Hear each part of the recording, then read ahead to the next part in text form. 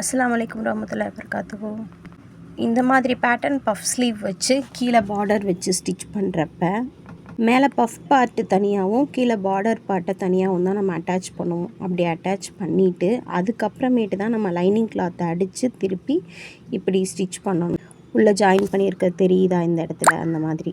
புதுசாக ட்ரை பண்ணுறவங்க YouTube video பார்த்துலாம் தைக்கிறவங்க நிறைய பேர் என்ன பண்ணிடுறாங்கன்னா, 2 பார்ட்டையுமே லைனிங்கையும் தனித்தனியாக வெட்டி 2 ஒட்டு கொடுத்த மாதிரி போட்டுடுறாங்க.